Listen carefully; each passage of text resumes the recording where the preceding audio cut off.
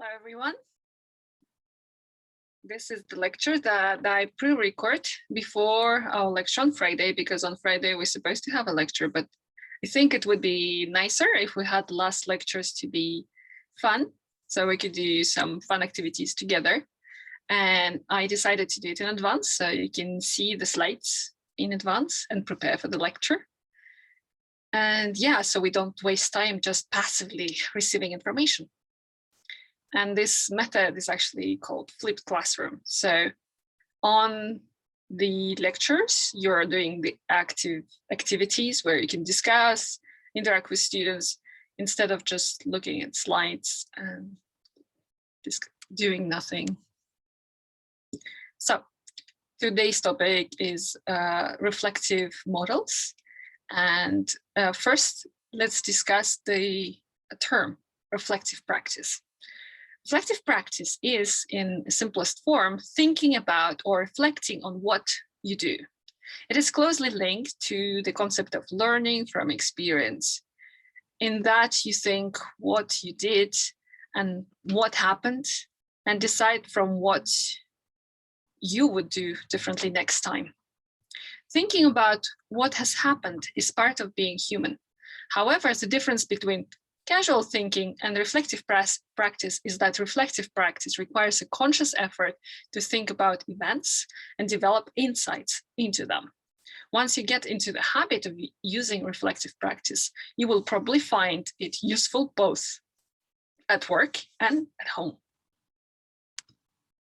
Reflective practice as a skill.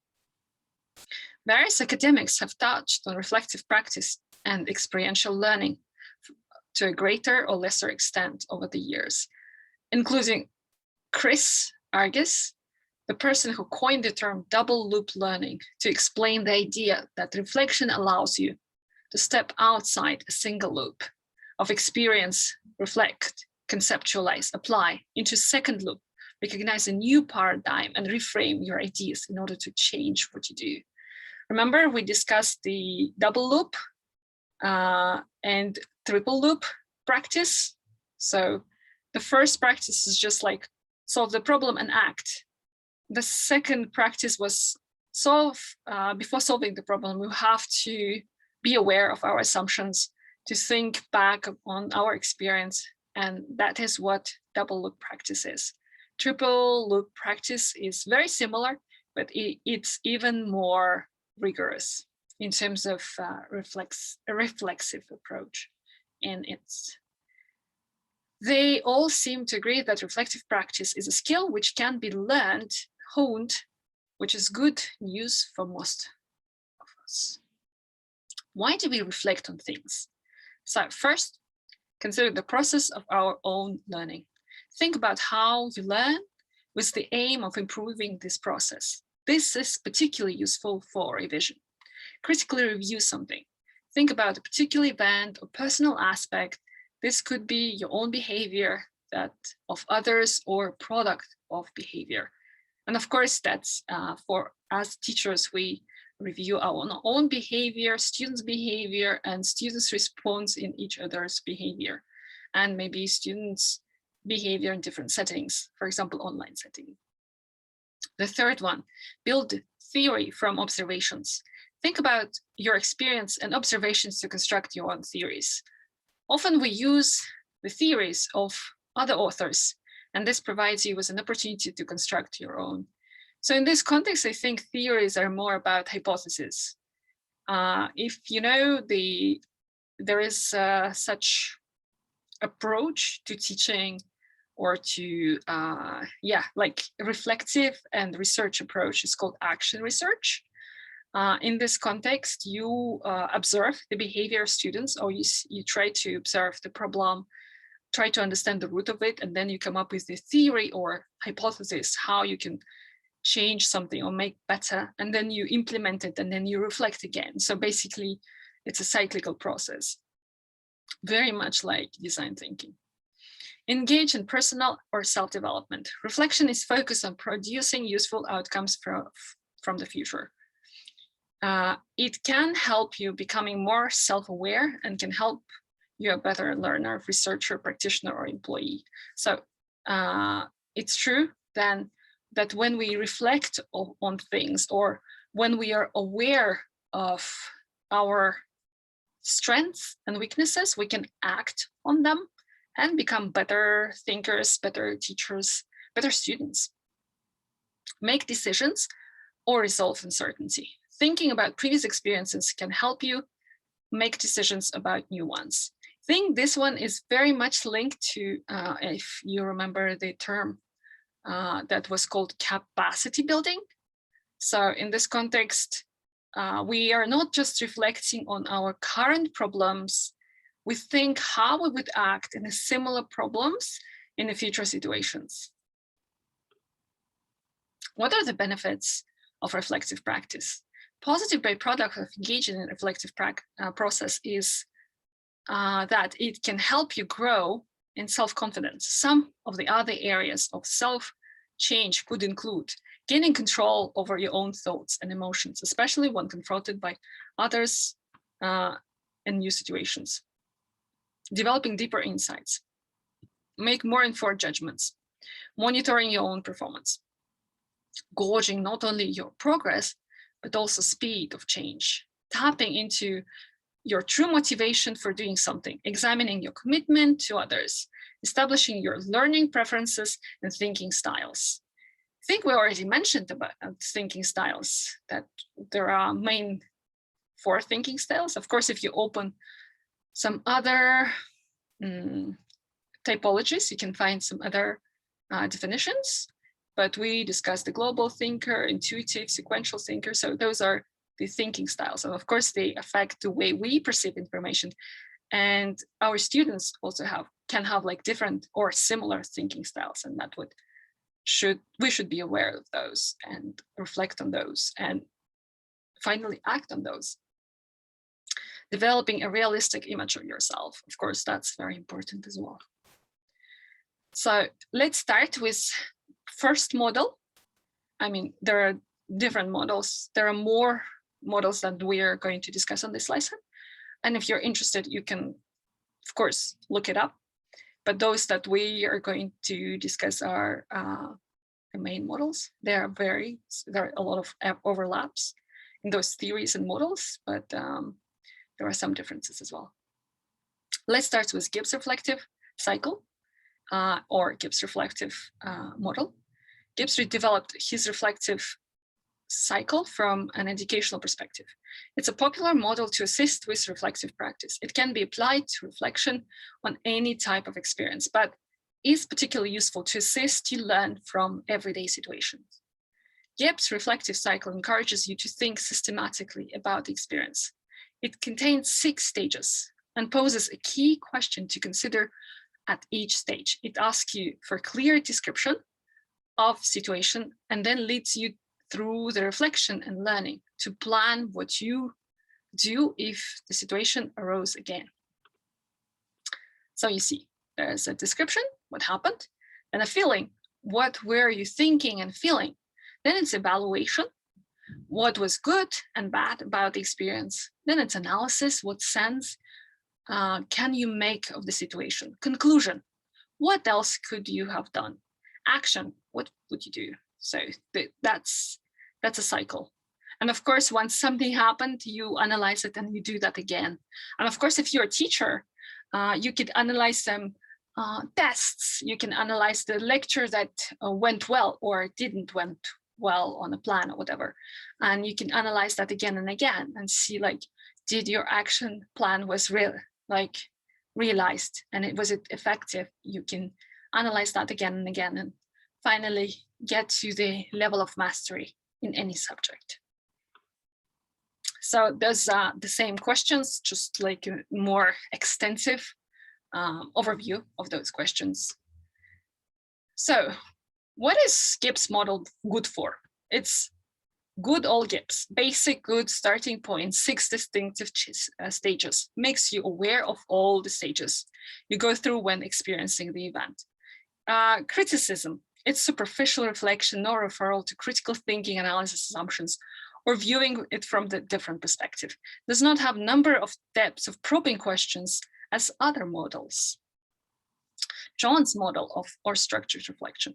John's model of structured reflection was originally developed for use in context of nursing, but it is relevant for use in other contexts. It can assist with reflection and analysis of more complex decision-making, as well as being useful when learning how to reflect. John suggests that when you reflect, you need to make sure that you look inwards, consider your own thoughts and feelings, and look outwards, consider the actual incident or situation, plus things like your actions in the situation, whether you were ethical, and the external factors that influenced you. The Q question provided with each phase of the model lead you to do this. Johns also suggests that involving someone else, supervisor or mentor, to support you in your reflection can make your reflection more powerful than you engage in reflection by yourself. So you see, it's also very similar to the cycle we just looked at, right? Maybe just have maybe slightly more questions on each stage. So describe the experience, reflection, influencing factors. Could I have dealt with better, and learning? So it's very similar to Gibbs model. The questions may be slightly more extensive, so especially on the reflection stage, there are more questions to ask yourself. So what is it good for? It's good for organizational model, examines situations in the context of the environment, provides prompt questions that are easy to follow and can be used in any order, although they can follow a natural progression, can be used by individuals or groups. Based on Harper's 4 type of knowing, empirical, personal, ethical, and aesthetic, Johns adds 5th one, reflexivity, to create his model. Criticism. The prompt questions aren't rigidly structured, which could be confusing for someone inexperienced to know which one could be omitted and which are salient for the particular reflection. The amount of questions means to be, it can be time consuming. Kolb's learning cycle. Kolb's learning cycle presents learning as being based in actual experiences. It suggests that by reflecting on an experience, you're able to make sense of it. Once you can make sense of the experience, you're able to draw generalizations or learn from it. You can then incorporate your new learning plan into a plan of action to apply in new situations, When you apply your new learning to another situation, you begin the learning cycle again. Thus, the cycle can be considered to be a spiral. According to Kolb, so the learning cycle can be entered at any stage.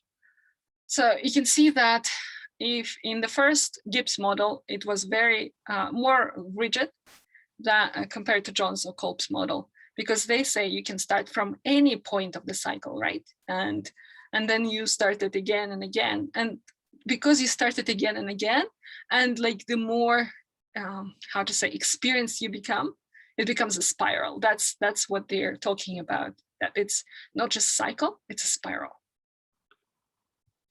So very similar, right? So you can start with planning, and then doing it, reflecting, making sense, or you can start with reflecting. So you can start at any single point of it. And you can see that on every single stage, there are like specific things to consider. For example, implementation, concrete experience, participation, doing, applying, new learning. On reflection or reflective observation, saying what you did without being judgmental, observing the process. Making sense of it, abstract conceptualization, making judgments, what worked well, why, what didn't work so well and why, linking theory with what you did. What I like about this, especially on the reflection stage, for example, there's no judgment, right? So you don't provide any type of evaluation. Was it good? Was it bad? But in it makes sense. So on observation, you try to be more objective. You try not to add any judgment there. But then after that, you try to make sense. You conceptualize it. And therefore, here you already have judgment. such as, was it good, was it bad? Did it work? Was it effective? Those are the questions to ask on the making sense station. Then you're planning active experimentation. So what to do next time? One second. Setting goals, identifying criteria for success. So and then it's just starts over and over again. Again, you can start at any point, and the more complex or your judgment become, the more precise, the more logical or sophisticated. It's just like it enlarges in its scope. That's how they see it as a spiral. Good for basic starter. The reflective cycle consists of doing, asking, how and why, making judgment and testing out. Criticisms, superficial reflection, no referral to critical thinking, analysis, assumptions, or viewing from different perspective. Do you remember, guys, again, the double loop? So there was like one loop, double loop, and triple loop. When we don't look at, when we don't go deeper, when we don't think about our assumptions, what were our stereotypes? What were our assumptions? What did we think it would be? What kind of biases do we have? If we don't reflect on that, then it becomes like a single loop model. So be aware that if you want to be rigorous, we have to reflect on our assumptions. We have to think like, what kind of beliefs do I have? What kind of assumptions, stereotypes, biases I have? That's very important. And that's when it becomes more reflective and it becomes a truly double loop model. Rolf, Freshwater, and Jasper's framework of reflective practice. Rolf and his colleagues developed their framework from a personal and professional development perspective. It builds on the three basic questions: what, so what, now what, that formed an earlier model. The framework consists of probing questions that align with each of those three questions, but that guide you to increase the broader and deeper reflection. The framework can be used by anyone, from novice to expert, because different levels of question can be reflected on. So you see here, we see what, so what, now what, right? So what is the problem? What is the reason for this difficulty? What was my role in this situation? What was I trying to achieve? What actions did I take? What was the response of others? What were the consequences? So again, what were the consequences for my students? What were the consequences for myself? What were the consequences for others? What feelings did it evoke in students, in myself, in others? Was it good, bad? So there's an evaluation aspect to it. You can see again the overlap with like previous models, or Gibbs model, for example. Remember, they were talking about feelings. So there's a lot of overlap. And then there was an aspect of evaluation. So again, overlap. So what? So what does this tell me about me, about my student, about others, about our relationship, about, you see, my patients care? So they said like it was like some of the models were used for organizations or nursing houses, like homes where like it was for medical workers to assess their patients. So what the model of care or teaching approach am I using? So what are my attitudes? So what are my students' attitudes? So what was going through my mind as I acted? So what did I base my actions on? So here we see a lot of already questions that are reflecting on assumptions. They're already tapping into this double loop model when you're reflecting on your assumptions or your belief system and so on and so forth. So it's like a deeper reflection in this context. So what other knowledge can I bring to the situation, experience, personal, scientific? So what could I have done to make it better? So what is my new understanding of the situation? So what is the broader issue? What broader issues arise from the situation? So those are already thinking about the consequences. So basically trying to look further, not just this experience, but trying to somehow, not to generalize it, but certainly expand it in its scope. Now what? So now what do I need to do in order to make things better, stop being stuck, improve my students' progress, right? To resolve situation, to feel better, to get on better. Or, so now what broader issue needs to be considered if this action is to be successful? And now what might be consequences of this action? So what is it good for? Based on 3 what, so what, and now what questions, but repeats 3 questions at 3 levels with increasingly deeper reflection in each level. And the levels are descriptive, theoretical, and action-oriented. This model is based on Borton's developmental model. Working through the same questions at different levels can be used to develop from novice to expert. Criticism may be too complicated for a beginner who is new to reflection. So this might be a slightly more complicated thing. So something we discussed already. So we see the single loop, double loop, and triple loop learning. So what now, how, well. So you can also reflection for action, in action, on action. So you can reflect before doing some certain exercise. You can reflect during certain exercise, and actually you can, I mean, mostly we do reflection in retrospective. We think back about our experience and we reflect on it from retrospective. So Cohen elaborated that every student when learning possesses very important previous experience. It's part of general true life experience which student acquired by learning at school before studies at a higher education institution. A wide spectrum of previous situations of learning acquired in studying at university makes a significant part of experience. When learning, students reflect their previous experience by getting ready for activity. For example, they perform specific assignment to solve a problem. Reflection for action.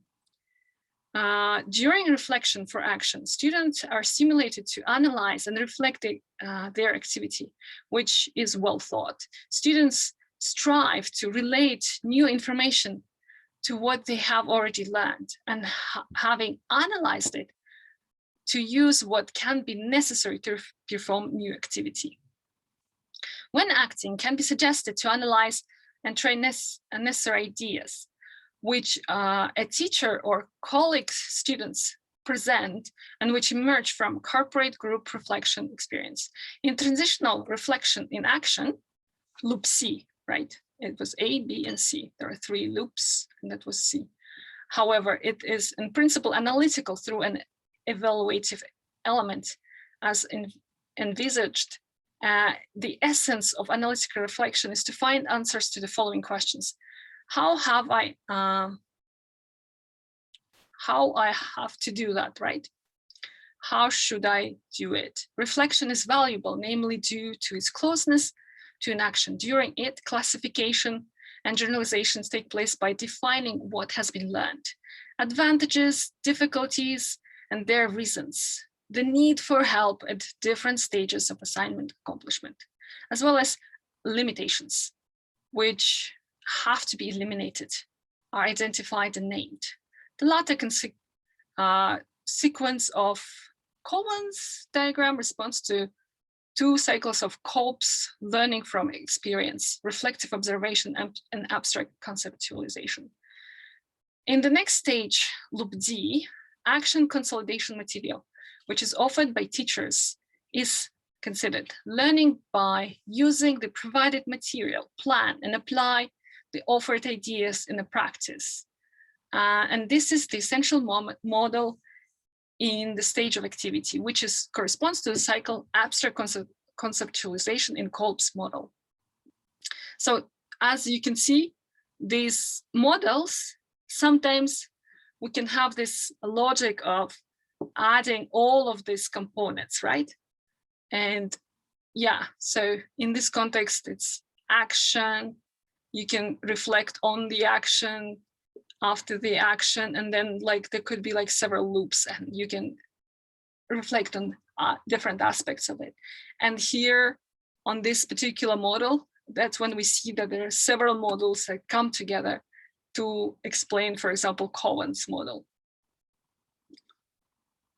So pros and cons of reflective practice models. A word of caution about models of reflective practice for any other model.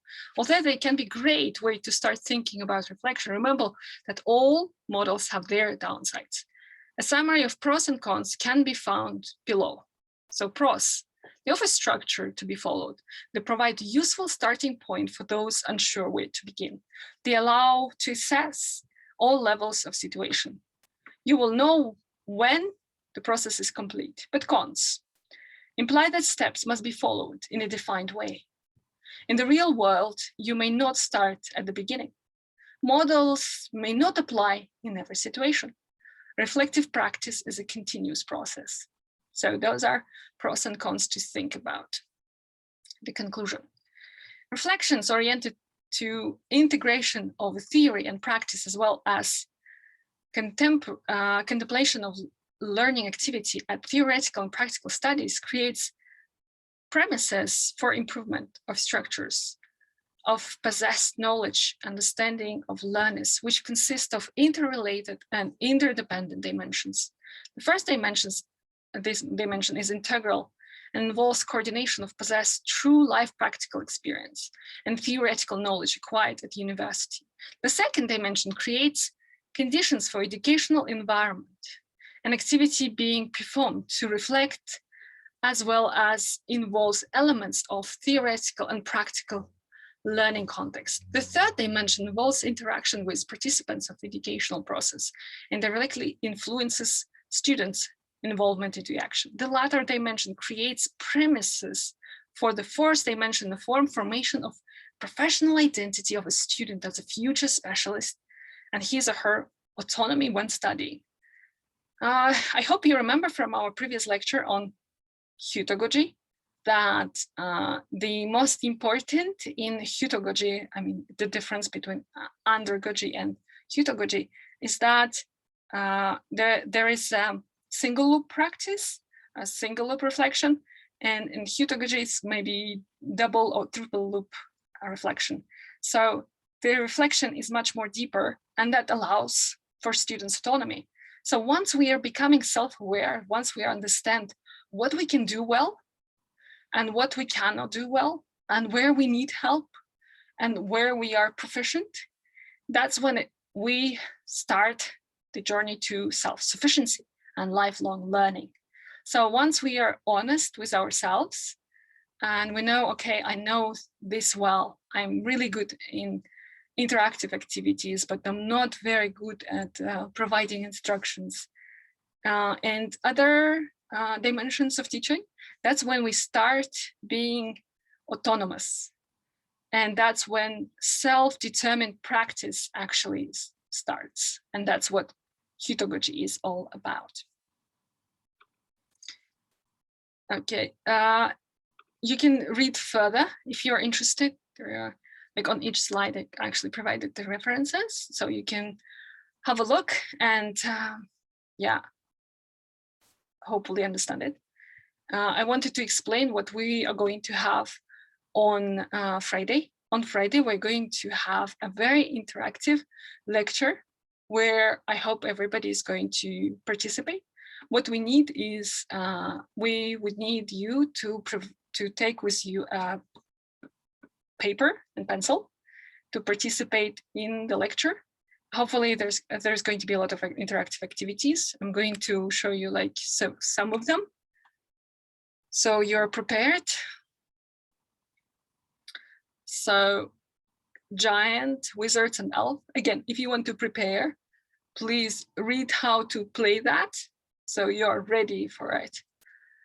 Zoom tic-tac-toe, we're going to play that as well. So basically, hopefully, we would need you to participate in that, you know, showing the, you know, the zeros and the crosses, so we could play the real Zoom tic-tac-toe. and then zoom in, zoom out. Again, if you're interested and you want to be prepared.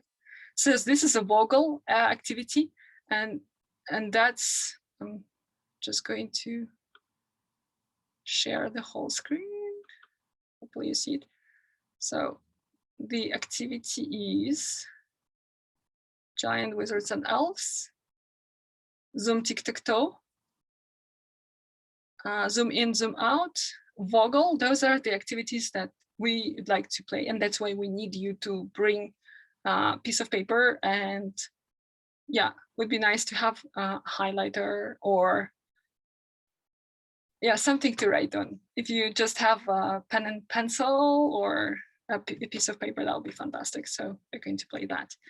Also, I want to, so basically the idea is to make it interactive, because normally, and that's something we discussed during our discussions on blended learning, is that the time when we have seminars is precious. The time when we have lecture is precious. So of course we can,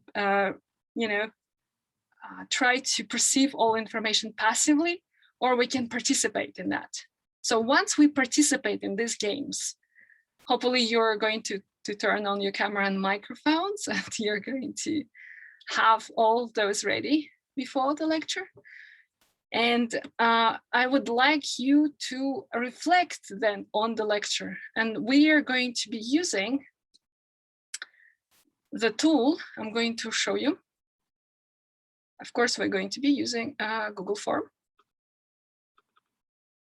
So this is the Google form. I created the Google form from the Gibbs reflective cycle model. So I'm going to send you the link just before the lecture. And what I want you to do, I want you to answer. So basically, we're going to have a lecture. It's not a lecture. It's going to be a lot of fun game activities that you can then play with your students. And then I want you to reflect on this activity. So you remember in the Gibbs reflection model, the first one is description of the event. What happened? What did you do? Who was involved? What was the context? So basically, you're going to explain what happened. What was the highlight? What was there? The next one is feelings. What were you thinking and feeling? Describe your internal thoughts and feelings before and during and after the event. Then it's evaluation. What was good and what was bad experience? What were the things that were difficult, interesting, surprising, upsetting?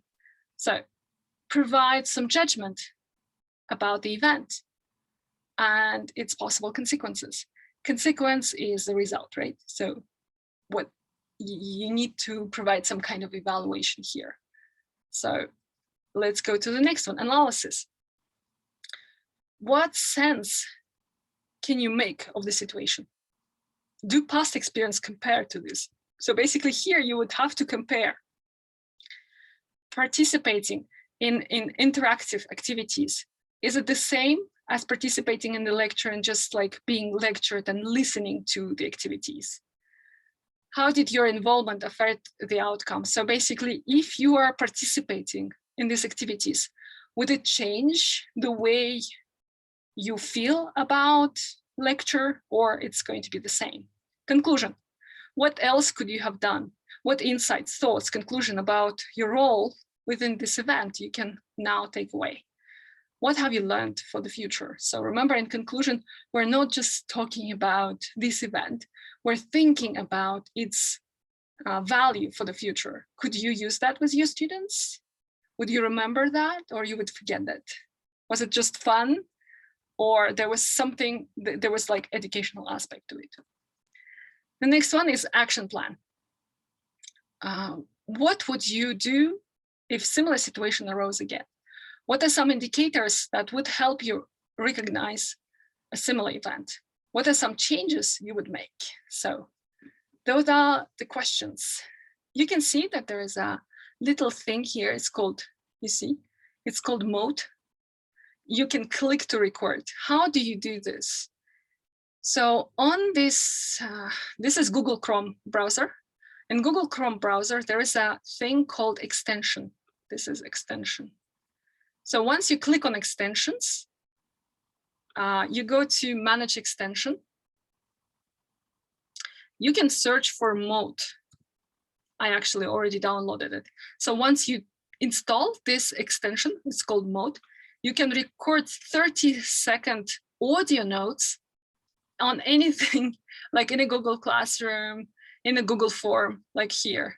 So instead of writing it, typing it, you can actually record your voice about every single piece in this question. So this is how it would work. On the lecture, I want you to participate. I want you to think about your experience in advance, like what kind of actions I'm going to make. Am I going to be involved? Am I going to participate? If I'm going to participate, would I try my best? You know, would I try my 100% of it?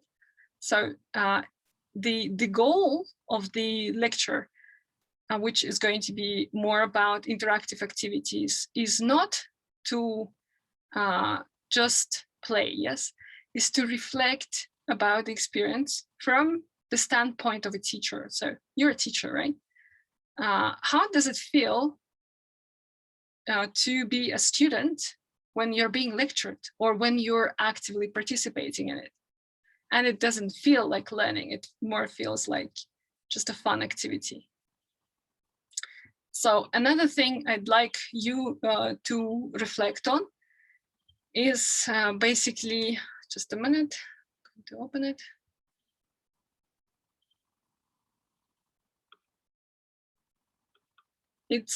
It's about hand signals that you could use in the discussion.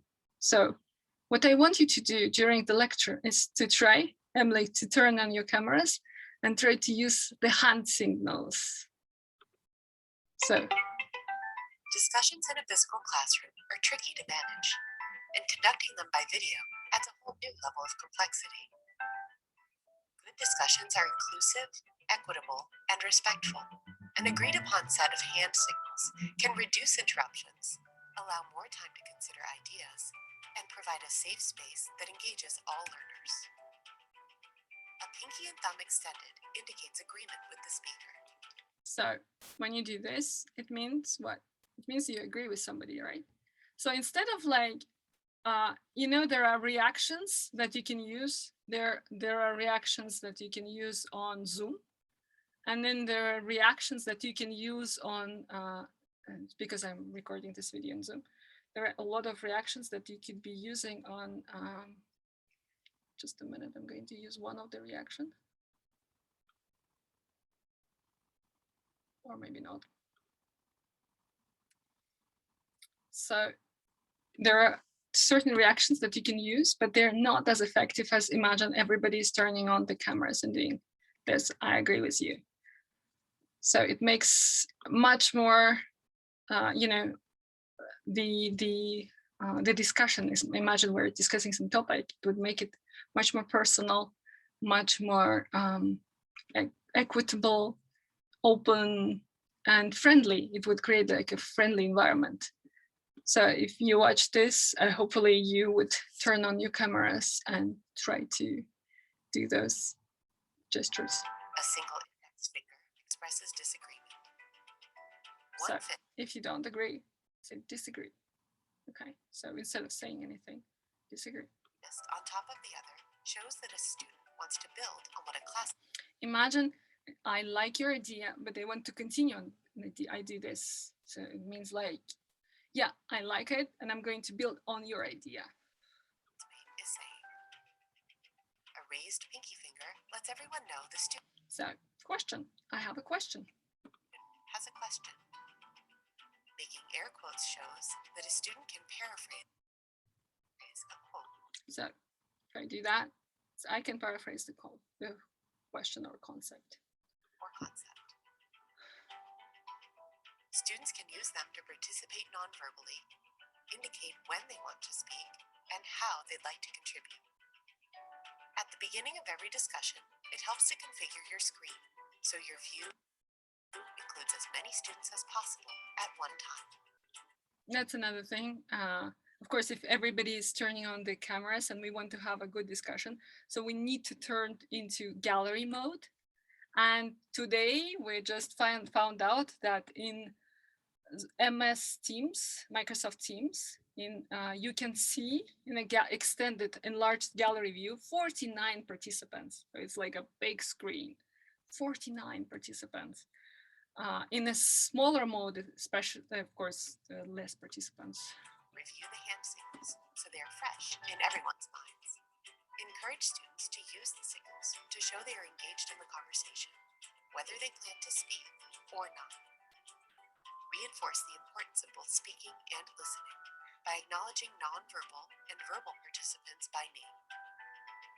With a little bit of practice, these hand signals can boost engagement and make for more equitable discussions by allowing more students to participate in ways that feel comfortable. So that's what I wanted to share with you. So it's not only about reflection, but it's also about the language and maybe the nonverbal language that we can use in our discussions. And I think that's very powerful. I think it's very powerful if you participate in discussions, if you turn on the cameras, because that makes a totally different environment. I told you about Eventbrite. I think it's an app with a lot of events. And I participated in a lot of seminars and a lot of webinars.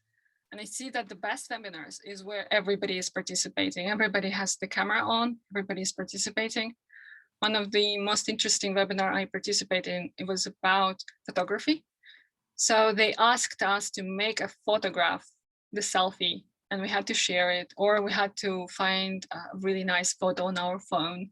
So those are the things to consider. So once again, what I want you to do on Friday is please turn on your cameras, please take a piece of paper and a pencil, and hopefully you will participate. And after the lecture, I want you to compile reflection according to Gibbs model, and that way you would understand how reflection models work. Of course, it's not feasible to try and respond and try to use all of the reflection models, but you can experiment with those, because those reflection models can be for you, just for you, to reflect on your teaching experience. Or you can introduce it in your classroom. And even with smaller kids, you can ask them simple questions. Like, I remember on one of the best classes that I participated in, they had like circles before the lesson. And there were 3 questions, like, how are you feeling today? What are your goals for today? And who is going to help you with your goals? So those kind of questions sets up the tone for learning, for participating. So once you have this, you created this environment, this space where students already are geared towards achieving those goals, that makes a more productive classroom. So that's what I wanted to tell you about. Hopefully you understood the models. If you don't understand the models, you can look it up. I know that for some students, it's easier to watch certain YouTube videos. You can watch YouTube videos, you can look at those models. Those are like very popular models to look at. They're very, how to say, they're everywhere pretty much. Before this lecture, I used only action research and design thinking, but there's a lot of overlap. And I think if you want to make your student self-sustained, self-sufficient, autonomous, if you want them to be more, how to say, responsible for their own learning, you have to give them the tools such as meta thinking, reflexivity. And once they understand how to make those decisions, how to identify the weaknesses, and then how to act on them, they're becoming truly sufficient, competent, and successful. That's how it works. So I believe that reflection is one of the most important components of learning and teaching. That's how I feel about it. I hope you feel the same about it. I hope you learned something from this lecture. And yeah, see you all on the lecture on Friday for the discussion of the models, but not really. We're going to participate in a very active, interactive activities. And finally, we're going to reflect on those. So that's it. Have a great week and talk to you soon. Bye-bye.